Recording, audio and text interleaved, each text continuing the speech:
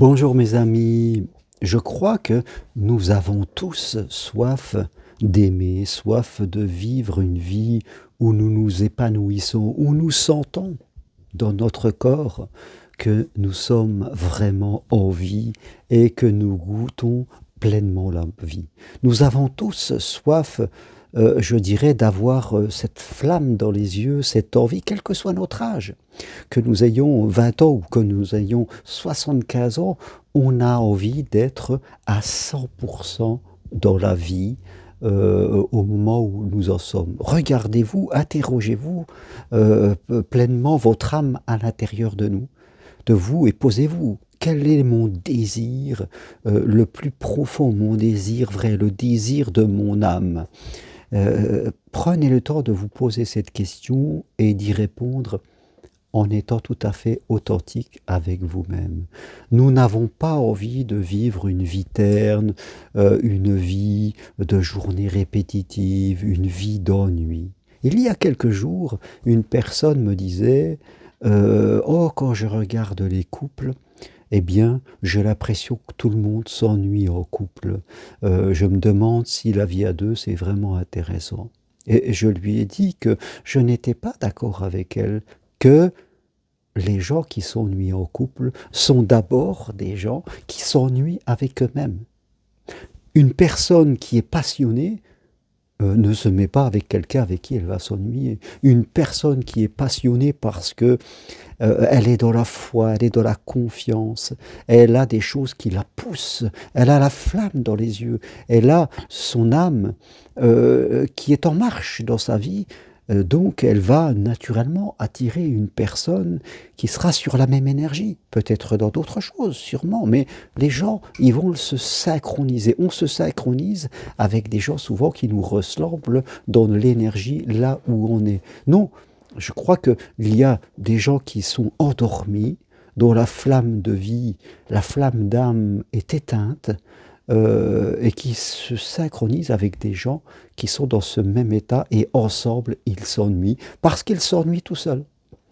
Mais les gens qui, eux, sont, je dirais, dans une flamme à l'intérieur et qu'ils vont dans la vie, quitte à prendre des risques, ils ont la foi, donc ils se disent, quoi qu'il arrive, il y aura toujours des solutions, donc il faut attirer des personnes qui sont ainsi. Je crois qu'il faut s'interroger vraiment humblement, tranquillement. Beaucoup de gens ont soif, mais ils ont peur de boire, comme on dirait. Ah, le Christ disait, ceux qui boiront de mon eau n'auront jamais soif.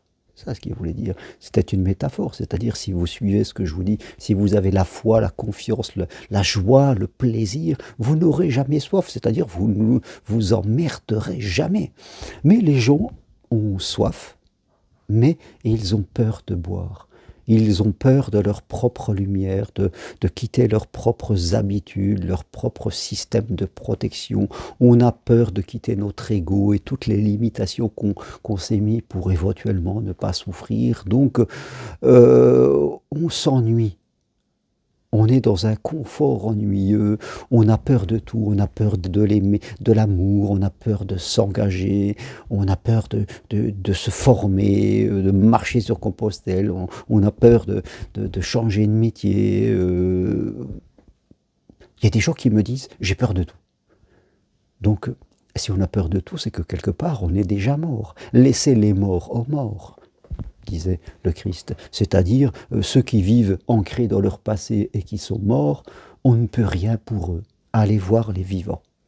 Quelque part. Donc, je crois qu'il faut savoir se regarder, il faut savoir se dire, oui, j'ai soif d'aimer, j'ai soif de vivre, j'ai soif de m'épanouir dans ma vie et de faire vivre l'être que je suis, pas forcément que pour moi, mais aussi pour les autres, d'utiliser toutes les capacités qui m'ont été données. Oui, je sens peut-être à l'intérieur de moi que j'ai des freins, que je me suis endormi, que dans mon inconscient, il y a des croyances limitantes, des peurs, je les sens, mais je m'identifie pas à elles. Et je décide de me lever et de marcher, sans courir, pas après pas, petite victoire après victoire, mais je décide, voilà, de me mettre en marche tranquillement et d'avoir confiance qu'au fur et à mesure que j'ai progressé. Voilà ce qu'on doit se dire aujourd'hui.